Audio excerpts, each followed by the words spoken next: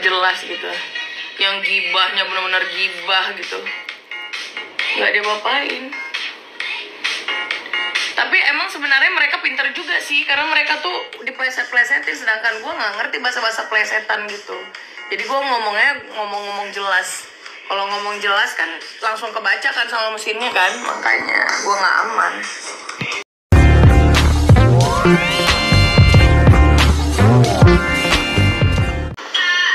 Jadi gue nggak ngikutin lemon kentang ya. Kalau masih bicara ideolog, Ganza nggak berteman sama Fitri Salhuteru. Gue bukan sosialita kakak. Gimana bisa? Ya kenal, tapi kok setongkrongan tidak. Karena gue bukan sosialita. Mereka kan orang kaya, gue kan nggak kaya.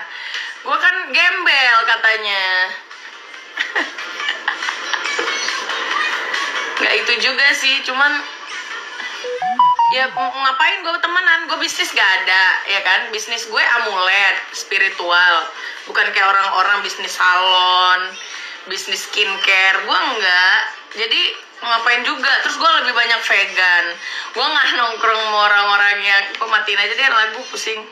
Gue gak nongkrong sama orang-orang yang sosialita, gue tuh minum kopi, ngerokok. Ya kan, sekali-sekali gue ngebir yang nyantai-nyantai gitu. Terus gue pusing kalau dengar cerita gosip ini, gosip itu, gosip ini, gosip itu tuh gue pusing. Gitu. Jadi gue kenal, tapi kalau setongkrongan tidak ya, tidak. Nggak bisa, gue beda aliran. Kalau kenal gitu. Kalau nongkrong sama yang kalian sebut-sebut siapa lah, Ica lah, siapa, mana kenal gue? Nggak kenal gue yang kayak gitu-gitu. Apa dunia selebriti? Nggak, gue bukan artis aku. Menurut Kak Zanza, Pancasila itu sebuah ideologi apa bukan? Tergantung sih. Ada yang menganggap itu sebuah ideologi. Dan gue ya, apa ya? Sebagai warga negara Indonesia, gue mengimani Pancasila. Ya kan, bagus kan? Tuhanan yang Maha Esa. Berhubung di KTP gue itu kepercayaan pada Tuhan yang Maha Esa, jadi cocok gitu. Kalau gosip gue ladenin, ya kan? Tanya jawab gue jabanin. Tapi kalau pro sana pro sini kayaknya nggak dulu ya. Karena gue bukan orang yang tepat untuk ada di sana gitu loh. Gue bukan temen. Gue bukan satu tongkrongan. Yang permasalahan ciwi-ciwi ya kan? Permasalahan ciwi-ciwi kan? Atau apa permasalahannya? Nggak ngerti deh gue tuh. Kalian sebut-sebut pun namanya nggak kenal aku. Nggak kenal.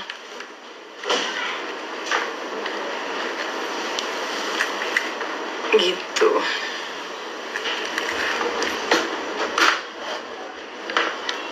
Emang kalau kita catokan rambut masih basah tuh agak lama catokannya. Mana emak ini kok diam? Ngobrol dulu. Benar nggak yang gue bilang? Coba, benar nggak? Itu Kak Zanza awalnya muncul dari mana? Muncul dari perut ibu Kak. Gimana maksudnya? Pertama, gue ngerti maksud kakak. Maksudnya itu munculnya awalnya dari mana karirnya gitu ya? Di sosial medianya. Sosial medianya itu dulu gue FTV, reality show gitu-gitu ya. Cuman gak seterkenal Dian Sastro karena gak pernah jadi pemeran utama dan lain-lain. Ya, terus kalau apa ya? Yang buat gue terkenal itu sebenarnya reaction. Jadi waktu itu juga nggak terkenal banget dan gue tidak pernah mengambil endorse sampai tahun kemarin. Sampai dengan detik ini, kalau kemarin karena gue pakai manajer ya, jadi mungkin terima endorse. Tapi belum ada juga yang nyangkut ke hati gue karena gue pilih-pilih. Nah, kalau dulu gue memang tidak mau endorse, tidak mau di-endorse siapapun, apalagi artis. Gue nggak mau karena gue tau bacotnya kayak sampah semua gitu loh. Gue kan bukan kalangan artis ya kan Kak, gitu. Gitulah, yang terkenal itu justru menjadi influencer sosial politik. Itu dapat penghargaan, itu apa namanya, ya banyak penghargaan lah dari sana. Begitu ceritanya. Jadi emang bukan artis, memang bukan artis.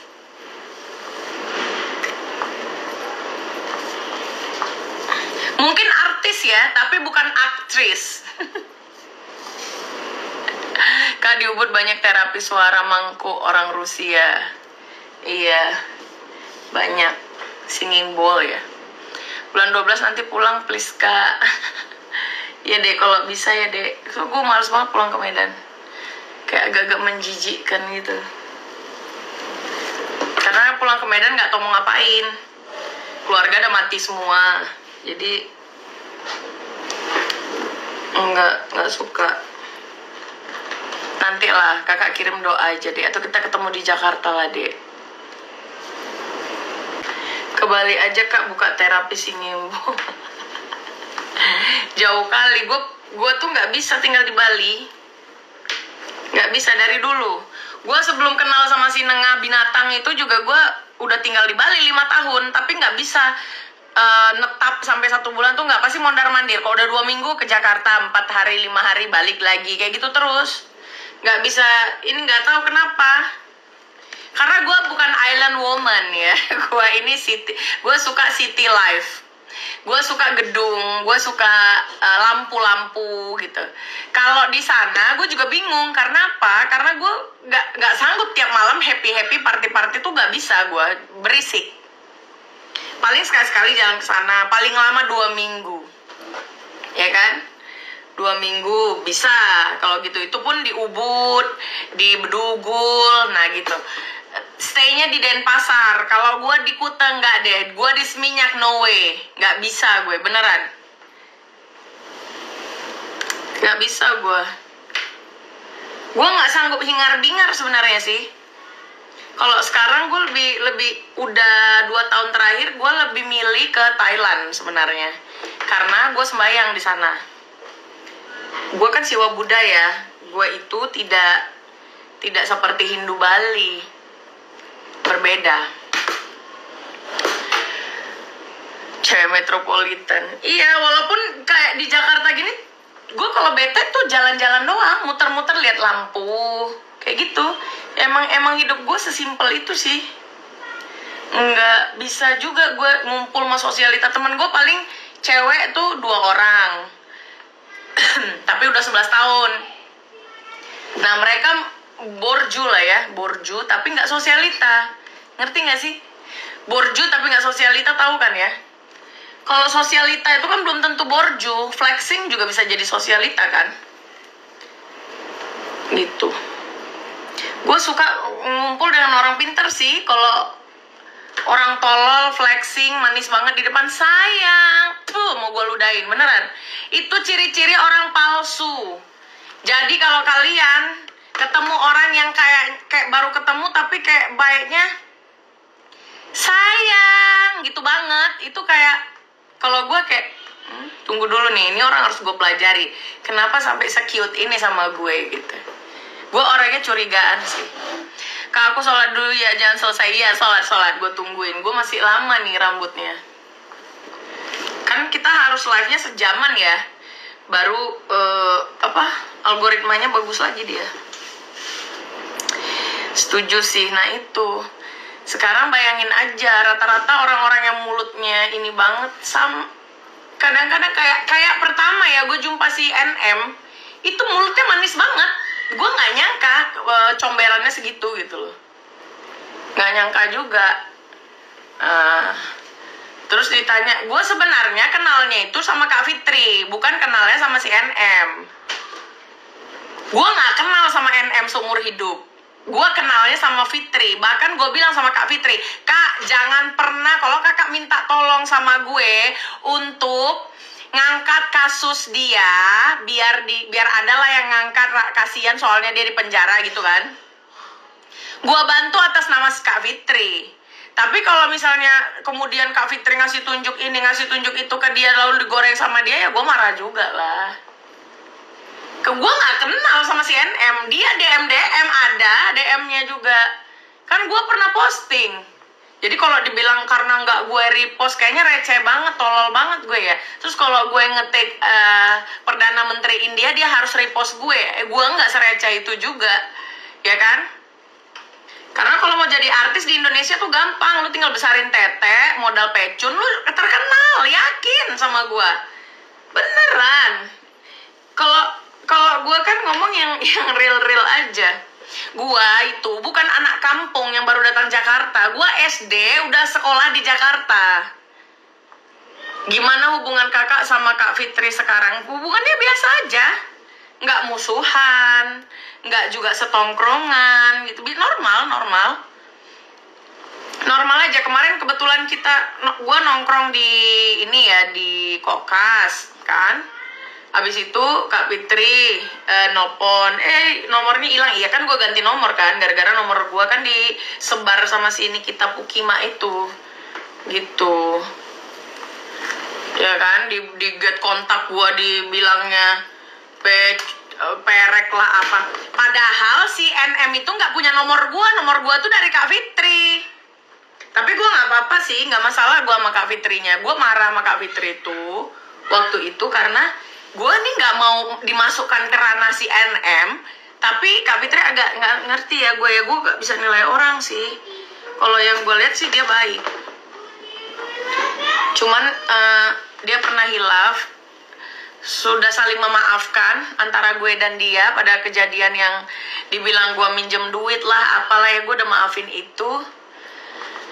Untuk konflik-konflik mereka di luar dari gue nggak mau tahu. Karena apa? Karena bukan nggak mau tahu, kalau komentar boleh-boleh aja, tapi suka-suka gue gitu komentarnya, ngerti gak sih? Kayak suka-suka gue, nggak bisa diatur-atur orang, nggak bisa gue harus ngebela ini ngebela itu, karena menurut gue nggak tepat ada di sana, karena ini cerita sosialita, sedangkan gue bukan sosialita gitu. Kak, bisa nggak ya, saya ingin ketemu kakak. Bisa-bisa aja, Datuk. Gitu. Terus kalau kalian mau minta gua komentarin ini itu, kayaknya gua nggak ada di posisi sana. Yang pertama, lu bahas Ica Marisa, gua nggak kenal, gua bukan sosialita, ya kan? Gua mending duduk di mana yang enak, gua ngerokok, gua ngopi, santai, tenang jiwa gue. Ngapain gue sosialita? Ini tas gue baru, ini gue baru, ini baru, ini nggak bisa gue begitu, nggak bisa, ya. Gitu.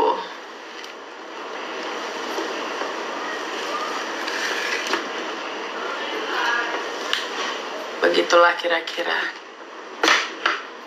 Kalau ada yang berharap gue akan di kubu ini, nggak usah kubu-kubuan. Kalau NM gue udah jelas nggak suka.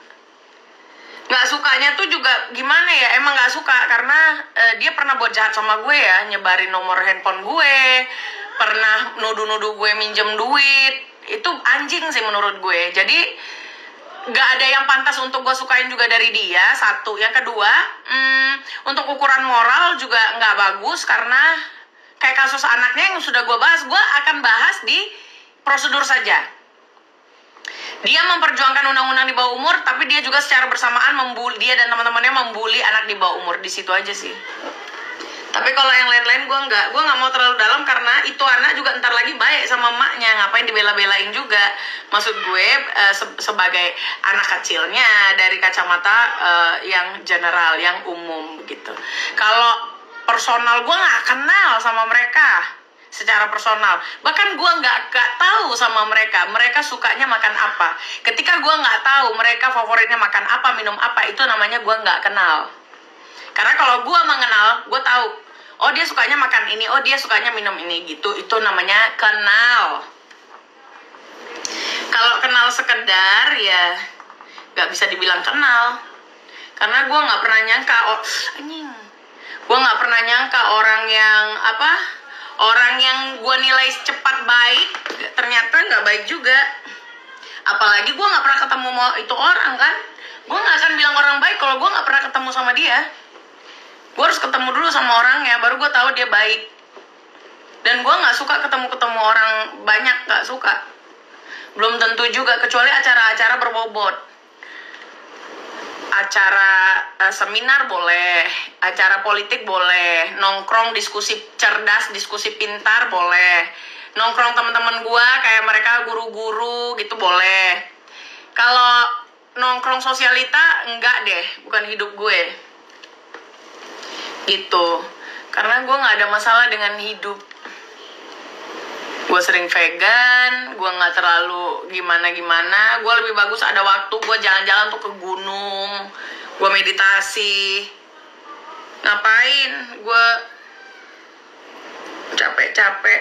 Kecuali orang mau ngasih gue job, baru boleh.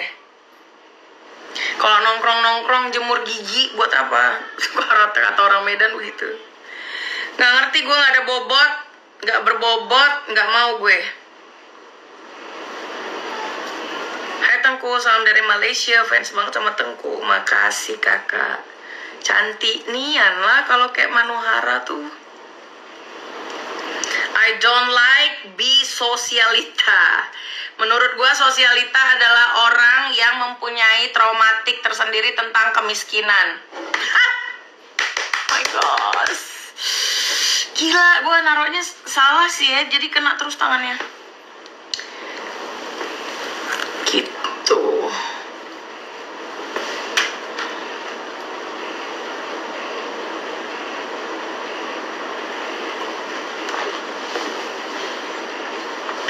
Kayak gini, makanya tuh kalau catokan disarankan tuh rambut kita kering ya.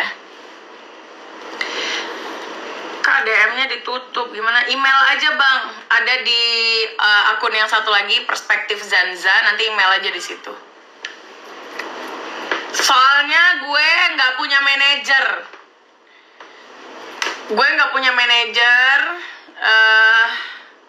Biasanya gue suka minta tolong sama Vera doang, tapi bukan official. Karena kedekatan saja. Kalau ada urusan ya, urusan bisnis dan lain sebagainya. Kalau tidak, di email saja untuk kalian yang mau kasusnya, mau konsultasi, mau ini itu. Gue juga punya law firm. Gue punya law firm, kantornya di Citra 8. Tapi kalau sekarang ini gue memang lagi di rumah aja karena gue lagi menyembuhkan shock. Lagi menyembuhkan shock gue juga tentang masalah keluarga. Di Indonesia di mana ya? Mana tahu bisa ketemu di Jakarta, Kak. Aku di Jakarta.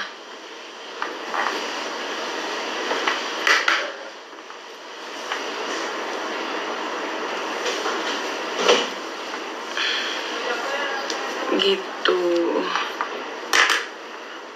Ami, kabar baik.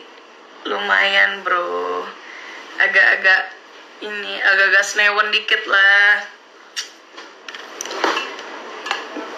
Coba nggak ini nih, biar terikut jejaknya Bro Wimby bisa kurus ya kan.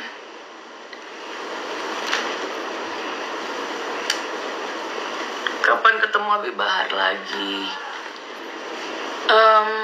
Belum tahu sih. Gue juga lagi sakit soalnya. Gitu. Gue nggak sehat-sehat banget. Lagi nggak sehat-sehat banget juga. Kemarin flu, radang tenggorokan. Kalau udah kayak gitu nggak mau keluar karena itu kan bisa nularin ya. Sebenarnya seleb-seleb ini kadang-kadang gini aneh. Dia membuang semua, sorry ya kalau gue nggak tahu lagi kata-kata apa yang cocok buat mereka, karena mereka itu melempar segala sesuatu permasalahan dia di publik. Ketika ada yang mereaction, dia ngamuk. Minimal kalau lu nggak suka di skip atau di block. Bukan malah lu ngelarang mulut orang untuk diem. Kecuali persoalan ada di dalam rumah lu, paparazi diam-diam membongkar segalanya, lalu orang menceritakan. Nah, itu baru nggak benar. Tapi kalau lu sendiri yang ngomong permasalahan lu di muka umum, artinya siapapun boleh mereaction, apalagi content creator. Kalau gue ini kan content creator. Hanya gue ini genrenya adalah sosial politik. Gue akan mengangkat isu sosial politik. Nah, kenapa gue membahas NM? Karena banyak sekali isu-isu sosial dan pelanggaran-pelanggaran sosial yang dia lakukan. Seperti penghinaan terhadap orang-orang dan lain sebagainya. Gitu. Ya, jadi kalau misalnya nih ada netizen, Kak bahas ini dong, bahas CNM, bahas ini, gue bahas. Orang bilang, lu nimbrung aja. Ya lu bego, gue kan konten creator. Gitu loh. Ya, gue konten creator. Konten kreator, ya, paham? Ya gue ngomong, gue akan mereaction semua yang dilempar ke publik. Kecuali gue gosipin urusannya nggak nampak. Misalnya contoh ya, Angelina Jolie lagi selingkuh di dalam rumahnya, ya kan? Ini nggak ada orang yang tahu. Tiba-tiba gue beberin ke kalian, Angelina Jolie selingkuh, padahal infotainment pun tidak mengangkatnya. Itu baru gosip, itu baru tidak boleh. Karena semua yang gue bahas itu satu, lolos redaksi kalau itu berita, kalau itu politik. Kalau itu cerita tentang seleb, jarang gue angkat. Jarang, kecuali seleb-seleb yang tidak bermoral. Itu pasti gue angkat karena masuknya ke berita. Ya, jadi untuk orang-orang yang suka bilang gue nimbrung, gue nggak pernah nimbrung orang lain. Nimbrung siapa gue? Manusia satu-satunya yang mulu gue bahasin si NM doang. Karena gue nggak mau orang bilang, lu takut ya sama NM. Gue tidak pernah takut dengan NM. Ya, tidak pernah takut dengan dia. Apalagi untuk menentang bacot-bacot dia yang hoax gitu. Nah, kalau dia nggak gubris, emang gue minta digubris? Ya enggak, bagus kalau dia nggak gubris. Dan untuk orang lain di luar dari dia yang gue tidak kenal, mau koala, mau anjing, kayak ya, gue nggak peduli itu manusia siapa, mau Ani-Ani Kalibata, ya begitu, gue nggak akan gubris. Karena apa? Karena dia bukan public figure dan tidak masuk berita. Buat apa aku reaction? Cocok kan? Nah, jadi kalau dibilang nimbrung mulu, gue konten kreator. Jadi kalau gue nggak mau buat konten, ngapain? Gue bukan mukbang, gue bukan konten makan-makan, bukan konten joget-joget. Orang itu menunggu video reaction gue. Itulah kenapa dulu gue punya Hello itu namanya perspektif Zanza. Jadi apa yang gue katakan adalah apa yang menjadi perspektif gue gitu loh. Kapan gabung sama Mbak Widya lagi? Ada kok, kita chatting-chattingan biasa. Kalau satu frame memang gue tidak pernah satu frame sama siapapun. Karena gue nggak mau bahas persoalan-persoalan yang gue pilih-pilih. Gue pilih-pilih kasus, gue pilih-pilih berita. Mana yang penting menurut gue angkat. Mana yang tidak penting, kalau sudah terlalu blunder, gue tidak akan. Kalaupun gue bahas kayak kasus Vina. Perasaan kasus Vina itu awal-awal banget gue juga ngangkat. Gue paling ngangkat masalah Rudiananya. Tapi karena udah rancu, kesini gue gak mau angkat lagi. Fokus aja, gue tetap fokus Rudiana, begitu. Ada jiwa-jiwa berani itu mulai dari kapan, Kak? Dari kecil, Kak. Sekarang gini, kenapa kita harus takut dengan si NM? Mau dia bisa beli hukum kah katanya, dia mau gini, mau kaya, mau gini, mau gitu, nggak peduli gue. Gue nggak peduli, gue takut cuman sama Tuhan. Sama manusia gue nggak takut. Gitu. Jadi kalau ada yang bilang, nimbrung mulu lu yang kenapa main HP mulu padahal bukan konten kreator. Ya kan? Nggak, kalau kita tuh nggak suka, gue juga banyak berita-berita dari orang yang gue kenal tapi gue nggak suka gitu, gue diam, nggak gue like, terus gue nggak komentar gitu. Kalau gue komentar juga komentar biasa. Kalau gue nggak suka gue blok gitu loh. Anaknya meniru kelakuan maknya aja tiba musim balap di Mandalika langsung cus ke sana cari biar bagaimanapun genetika dari seseorang, ya namanya nasab ya kalau di Muslim, DNA dari seseorang itu mempengaruhi turunnya, mempengaruhi sifat yang sama, sifatnya akan sama sedikit atau banyak gitu. Kayak gitu.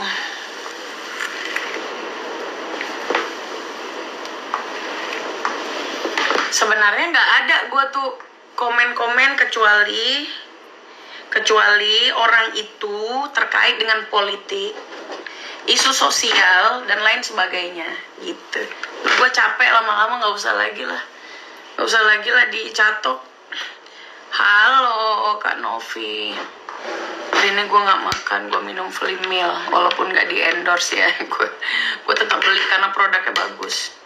Gue udah coba diet ini, diet itu, nggak ada.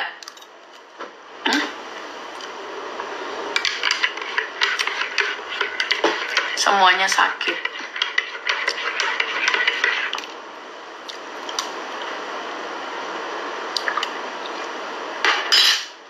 Si NM di WA Ica Marisa aja, gue nggak kenal pula itu Ica. Siapa sih?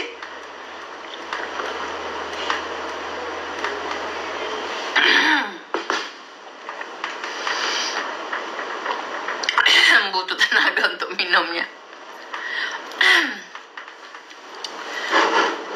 Dia itu siapa? Artis? Apa dia pengusaha? Kenapa nggak cari uang di sosmed, Kak? Cari uang di sosmed tuh gimana? Nggak ngerti gue. Gue jualan amulet, tapi itu kan untuk kalangan tertentu ya. Maksudnya ada yang kalau kolektor, karena gue kolektor amulet udah 8 tahun. Gue jadi kolektor amulet. Amulet itu spiritual tools. Atau apa ya? Mungkin lebih disebutnya di Google tuh jimat. Tapi materialnya yang blessing ya, bukan alat dukun itu diisi tuh bukan. Gua kurang ini juga sama dukun-dukun, maaf ya, mohon maaf.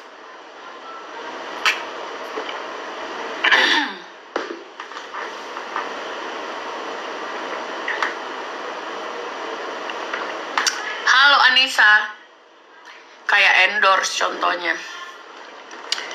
Kalau dulu gue tidak terima, kalau 1 tahun terakhir gue terima, tapi gue pilih-pilih dan nggak tahu, mungkin belum ada yang cocok kali. Kan kalau ngubungin gitu ke Mak Vera atau enggak ke email gue.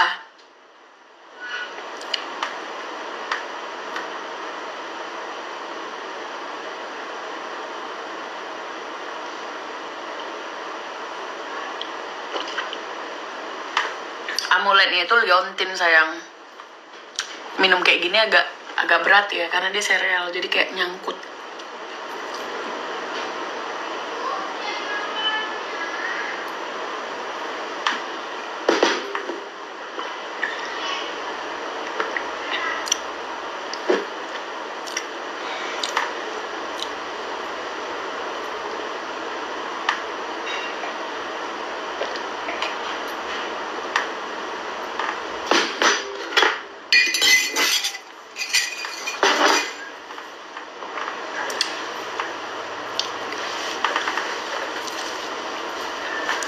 Gue kalau mau jadi artis sebenarnya gue tuh pengennya bukan jadi pemain film, gue pengennya jadi penyanyi. Kayaknya nggak semudah itu dia penjarain Fadel ya Kak, nggak semudah itu. Dia juga nelantarin anak kan, dia yang buang anaknya. Amulet yang bisa dijadikan loket ya gitu. Iya kayak gini Kak, liontin gitu. Sebenarnya dia bisa dipakai di mana-mana sih. Di kantong, di saku, di mana gitu.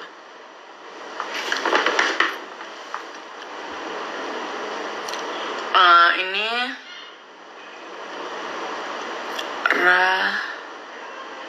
incense. Tuh, di situ tuh jualan amuletnya, incense spiritual.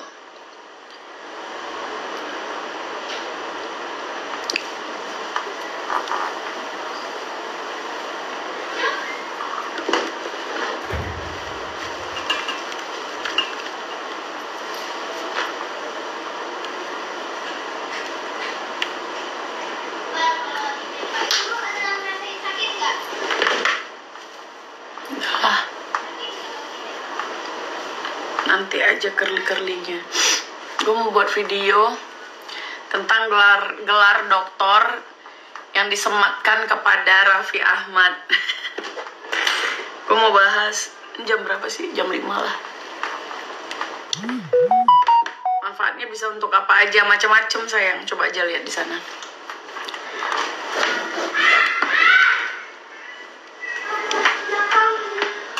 macem-macem, tergantung kita ininya gimana ya kan. Dulu NM bilang Loli udahnya dicoret dari kartunya, kok tiba-tiba belum dicoret, gimana tuh ya bisa.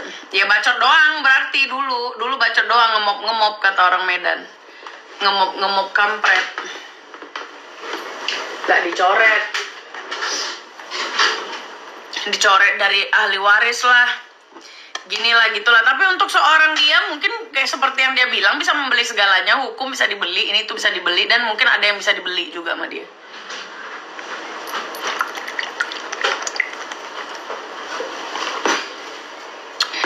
Jadi ya kebanyakan drama kan. Mereka kan abis posting huru hara langsung posting bisnisnya kan. Jadi menurut gue memang benar yang dia bilang, dia harus dapat itu untuk endorse. Jadi apapun situasi dan kondisinya, yang ada celah untuk dia dapat duit, ya dia sikat. Nggak peduli bermoral atau tidak, berpendidikan atau tidak, mendidik atau tidak peduli. Semua tentang uang, gelar apapun bisa didapat. Bau-baunya Rapi mau ke politik abis ini. Gue pengen reaction dia, tapi yang gue mau reaction bukan dianya, ada. Keren deh. Udah dicek sama Neti plus 62 di Thailand, Mbak. Nah itu yang mau gue bahas. Gue mau bahas itu. Apa gue buat video dulu ya di TikTok ya? Gue buat video dulu kali ya. Baru kita live lagi ya.